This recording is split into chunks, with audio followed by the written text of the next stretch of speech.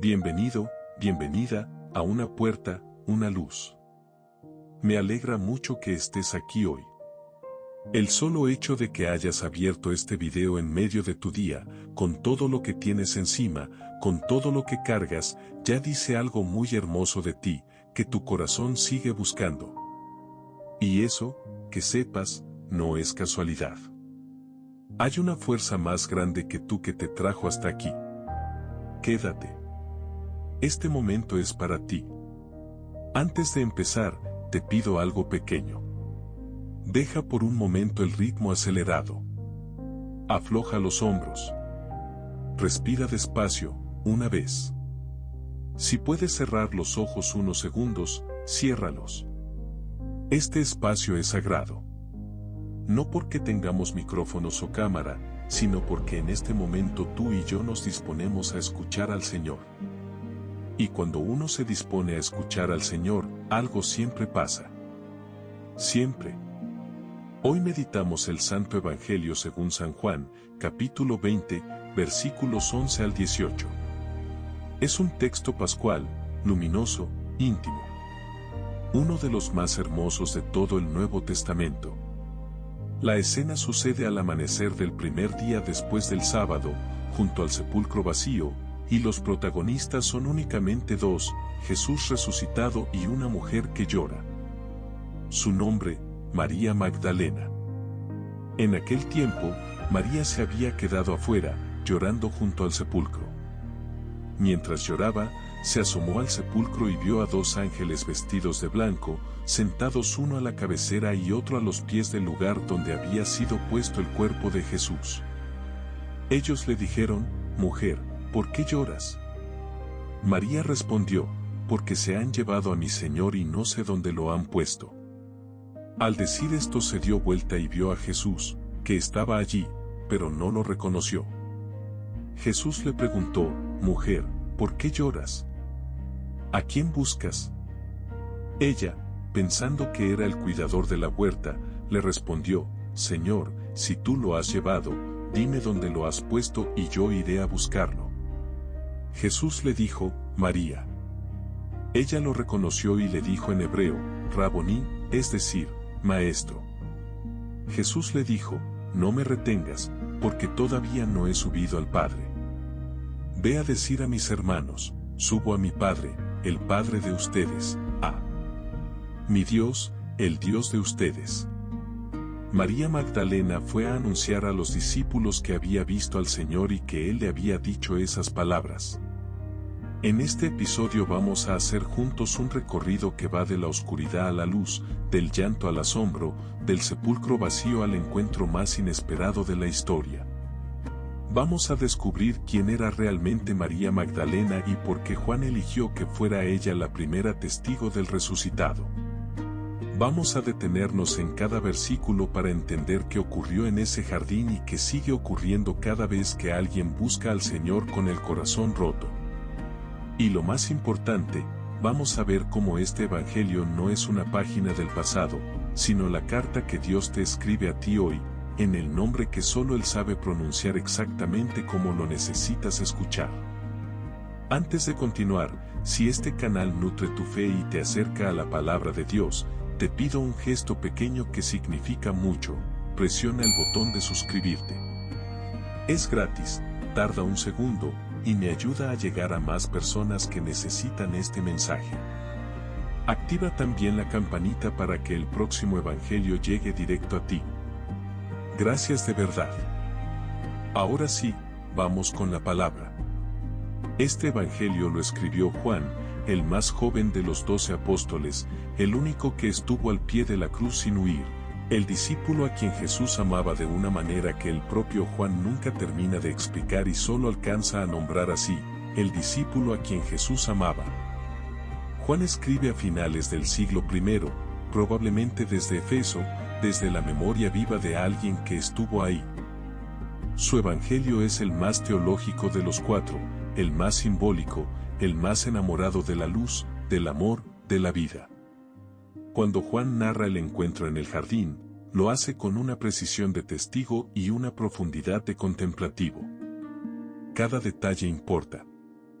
Los ángeles, la posición en el sepulcro, el nombre pronunciado, el gesto de retener.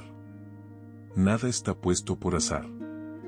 Juan escribe para comunidades cristianas que ya llevan décadas caminando en la fe, pero que enfrentan persecución, divisiones internas, la presión del Imperio Romano y la tentación del desánimo.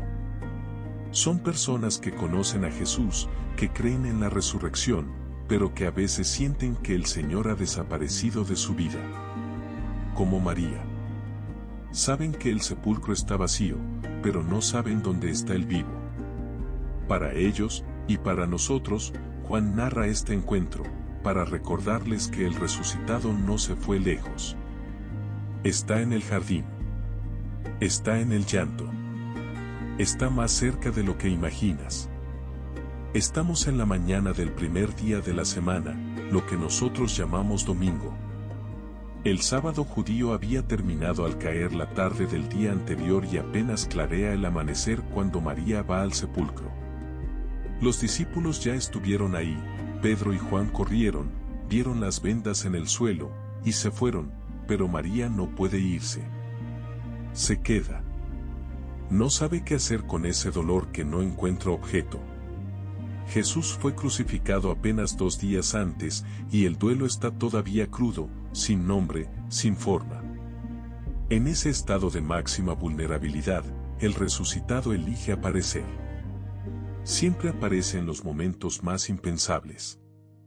En la mentalidad judía del siglo I, el jardín era un espacio cargado de simbolismo. El Génesis abre la historia de la humanidad en un jardín, el Edén, y aquí Juan nos dice que el sepulcro de Jesús estaba también en un jardín. La resurrección ocurre en un jardín. Como si Juan nos dijera, algo nuevo está comenzando aquí, algo tan radical como el principio de todo. Por otro lado, el título Raboní que usa María es una forma intensiva de rabí, más afectuosa y reverente que la ordinaria. No es solo maestro, es mi maestro, mi Señor, con una carga de relación personal profunda. Y el gesto de no retener lo que le pide Jesús apunta a algo crucial, el vínculo con el resucitado ya no puede ser el mismo que con el Jesús histórico. No se lo puede abrazar como antes. La relación pasa a otro nivel. Este texto se proclama en el tiempo pascual, el tiempo más luminoso del año litúrgico, los 50 días entre la resurrección y Pentecostés. La Iglesia nos lo pone delante porque necesitamos aprender a vivir en la lógica del resucitado, una lógica que no niega el dolor, sino que lo atraviesa, que no evita el sepulcro, sino que lo vacía. María es el modelo del creyente en tiempo pascual, alguien que sigue buscando incluso cuando todo parece perdido, y que por eso, precisamente por eso, es capaz de reconocer al Señor cuando se hace presente. Con todo esto en mente, vayamos ahora a las palabras del Evangelio, una por una, para descubrir lo que Dios quiere decirnos hoy. El primer detalle que Juan nos da de María es que lloraba. No que rezaba, no que esperaba, lloraba. El verbo griego que usa Juan es klayó, que designa un llanto ruidoso, un sollozo que sale del cuerpo. No es el llanto discreto que uno guarda para la intimidad, es el llanto que se derrama cuando ya no hay fuerza para contenerlo. María llora sin saber todavía que tiene razones para no hacerlo. Y en ese llanto, se asoma al sepulcro. Hay algo en eso que detiene, se asoma. Aún en el dolor, sigue mirando. No se va. Esa es ya una forma de fe, seguir mirando donde el dolor duele más. Dentro encuentra 2 ángeles vestidos de blanco, sentados en los extremos del lugar donde estuvo el cuerpo. La imagen recuerda el arca de la alianza, donde 2 querubines guardaban la presencia de Dios. Juan nos está diciendo, en clave simbólica, que allí donde estuvo el cuerpo de Jesús, allí está ahora la gloria de Dios. El sepulcro no es el final. Es el umbral. Los ángeles le preguntan por qué llora. Parece una pregunta obvia, el Señor ha muerto, lo han sepultado, y ahora ni siquiera el cuerpo está. Pero en el Evangelio de Juan las preguntas nunca son puramente informativas, siempre son una invitación a ir más adentro. ¿Por qué lloras? ¿Qué es exactamente lo que has perdido? La respuesta de María es reveladora: se han llevado a mi Señor. No dice al Señor en tercera persona distante. Dice mi Señor. Hay una relación personal en ese posesivo. Hay pertenencia, vínculo, amor. Y hay también una confesión de ignorancia: no sé dónde lo han puesto. Ella no sabe. Nosotros tampoco sabemos muchas veces. No sabemos dónde está el Señor en medio del caos de nuestra vida. Y esa ignorancia honesta, ese no sé, es también el punto de partida de un encuentro. Aquí está el corazón dramático del relato. Jesús está delante de ella y ella no lo reconoce. ¿Por qué? Los teólogos han discutido mucho sobre esto. Algunos dicen que el cuerpo glorioso del resucitado es diferente al cuerpo histórico. Otros dicen que el llanto nublaba su vista. Pero Juan quiere decirnos algo más profundo: María busca al Jesús del pasado, al que conocía, al que podía tocar y ver y abrazar. Busca al muerto al que amaba. Y el resucitado es algo distinto. Algo radicalmente nuevo. Por eso no lo reconoce. El Señor le hace dos preguntas: ¿por qué lloras y a quién buscas? Esa segunda pregunta es la misma que Jesús le hizo a los que vinieron a prenderlo en el huerto de Getsemaní. Es una pregunta que atraviesa el Evangelio de Juan. Es la pregunta que Dios nos hace a cada uno de nosotros: ¿a quién buscas, en realidad? ¿Qué es lo que estás buscando debajo de todo lo que buscas? Este versículo es el centro luminoso de todo el texto. Todo lo anterior converge aquí, en una sola palabra: el nombre. María. Él pronuncia su nombre y ella lo reconoce. No lo reconoció por su cara, ni por su voz en abstracto, ni por sus argumentos teológicos. Lo reconoció porque Él la llamó por su nombre. Y aquí Juan nos está entregando una de las claves más hondas de la fe cristiana: Dios no nos salva en masa, nos llama uno por uno. No somos un número ni una categoría, somos un nombre que Él conoce de memoria. El buen pastor, dice Juan en el capítulo 10, llama a sus ovejas por su nombre. Y ellas lo conocen porque reconocen su voz. La respuesta de María es igualmente elocuente: Raboni. Mi maestro. No grita, no llora más, no hace un discurso. Solo dice esa palabra cargada de toda una historia juntos. A veces la fe más profunda cabe en una sola palabra. La frase "no me retengas" es una de las más comentadas de todo el texto. El original griego podría traducirse también como "no te aferres a mí". No es un rechazo, es una invitación a soltar la imagen del pasado para acoger la novedad del resucitado. María quería volver a donde estaban antes, ella y su maestro, en el camino de Galilea, en los milagros y las enseñanzas. Pero Jesús la llama a algo más grande, a ser mensajera. Y el mensaje que le encarga es extraordinario. Él dice "mis hermanos" para referirse a los discípulos, los mismos que lo abandonaron. Y llama Padre suyo al mismo Padre de ellos. En este gesto hay una reconciliación total, una inclusión radical. Nadie queda fuera. María, la primera testiga de la resurrección, se convierte también en la primera predicadora. Va y anuncia: he visto al Señor. Eso es todo. Eso es suficiente. Entonces, ¿qué nos está diciendo Jesús en realidad? Vamos a profundizar en eso ahora. La gran verdad de este evangelio es esta: Dios no te busca como se busca un objeto perdido. Te busca como se busca a una persona amada. Y cuando te encuentra, no te anuncia su presencia con trompetas ni con señales en el cielo. Te pronuncia tu nombre. Ese es el momento del reconocimiento.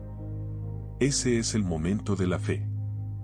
Durante siglos, la humanidad ha buscado a Dios con argumentos, con misterios, con rituales, con filosofía. Todo eso tiene su lugar y su valor. Pero el Evangelio de Juan nos dice que el encuentro definitivo con el resucitado no pasa por el intelecto, pasa por el nombre. Pasa por esa franja invisible que hay entre el Señor en abstracto y mi Señor que me conoce. María no reconoció a Jesús cuando lo vio. Lo reconoció cuando Él la llamó. Eso nos dice que la fe no es principalmente un acto de visión, ver para creer, sino un acto de escucha, creer porque me han llamado. El resucitado está delante de ti hoy. Quizás no lo reconoces aún, pero Él ya sabe tu nombre. Jesús le pide a María que no lo retenga. Es una invitación que lleva en su corazón una gran ternura y también un gran desafío. María quería aferrar al Jesús que conocía, el de Galilea, el de los milagros, el de los discursos en la sinagoga, el de la amistad cotidiana. Ese Jesús era real, era hermoso, era amado. Pero ya no existe en esa forma. Ahora existe de otra manera, más libre, más cercano, más total. Y para encontrarlo en esa nueva forma, María tiene que soltar la imagen antigua. Jesús nos hace la misma invitación hoy. Hay imágenes de Dios que cargamos desde la infancia que ya no nos sirven, un Dios juez severo, un Dios lejano y frío, un Dios que exige y castiga. O al revés, una imagen sentimental de Dios que nos deja cómodos sin transformarnos. El resucitado dice, suelta eso. Ábrete a quien soy realmente. Permíteme ser más grande que tu imagen de mí. Esa soltura, ese dejar ir la imagen antigua para abrazar al vivo, es uno de los movimientos espirituales más exigentes y más liberadores de la vida cristiana. María llegó al jardín llorando. Salió del jardín anunciando. Entre el llanto y el anuncio hubo una sola palabra, su nombre pronunciado por Jesús. Esa es la promesa. No es que el dolor desaparece mágicamente. No es que el sepulcro nunca existió. La promesa es que hay alguien en medio del dolor que te conoce por tu nombre y que tiene el poder de transformar el llanto en misión. San Agustín escribió en sus confesiones que nuestro corazón está inquieto hasta que descansa en Dios. María es la imagen perfecta de esa inquietud que busca, que no se resigna al sepulcro vacío, que sigue mirando aunque no entienda. Y la promesa del Evangelio es que esa inquietud, cuando es honesta y amorosa como la de María, siempre encuentra.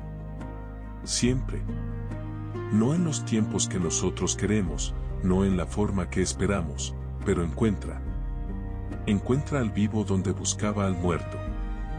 Encuentra al Señor donde solo veía al jardinero. El dolor no tiene la última palabra. El nombre que Él pronuncia tiene la última palabra. ¿Te ha pasado que buscas a Dios y sientes que no está? Que oras y el silencio te responde. Que lees la Biblia y las palabras se quedan en la superficie. Que vas a misa y sales igual que entraste, sin que nada haya movido algo adentro. Y entonces te preguntas, en la intimidad que no le confiesas a nadie, ¿estará ahí? ¿Me escuchará? ¿Le importaré? O quizás la situación tuya es más concreta. Perdiste algo que no sabes cómo recuperar, una relación que se rompió, un proyecto que fracasó, una persona que ya no está, una certeza que se fue. Y llevas ese duelo sin nombre, esa especie de luto que no sabes bien cómo procesar porque nadie a tu alrededor entiende exactamente qué es lo que perdiste. Solo sabes que lloras. Como María. Afuera del sepulcro, sin saber qué hacer con tanto vacío. Este evangelio no es del siglo I. Es de tu lunes por la mañana. Es de tu momento de duda en la ducha, de tu tarde de cansancio, de tu noche sin dormir. Jesús está en tu jardín hoy. Quizás lo confundes con el jardinero. Quizás lo confundes con el silencio, con la persona que te ayudó sin que entendieras por qué, con la paz que llegó de pronto sin que la fabricaras tú. El Evangelio te dice hoy que Él ya está ahí. Que no tienes que buscarlo en algún lugar lejano y sagrado. Que está en el jardín de tu vida cotidiana, en el espacio exacto donde estás tú llorando.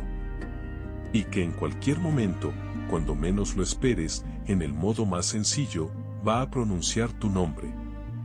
No el nombre que aparece en tu documento de identidad, el nombre profundo, el que solo Él sabe, el que corresponde a lo que eres de verdad, a lo que estás llamado a ser. Cuando lo escuches, lo reconocerás. Como María. No lo dudes. Entonces esta semana, tu acción concreta es esta: busca un momento de silencio, 10 minutos bastan, y deja que Dios te llame por tu nombre. No tienes que decir nada especial. No tienes que tener sentimientos extraordinarios. Siéntate, respira, y di internamente: Señor, aquí estoy. No te veo. No sé dónde estás. Pero te sigo buscando. Y quiero escuchar mi nombre en tu boca. Eso es todo. Ese gesto pequeño, repetido esta semana, es el equivalente a quedarse afuera del sepulcro como María cuando todos los demás ya se fueron. Y ya sabes cómo termina esa historia. Si quieres ir un paso más lejos, escribe en un papel el nombre de aquello que estás llorando sin saberlo nombrar. La relación. El sueño. La salud.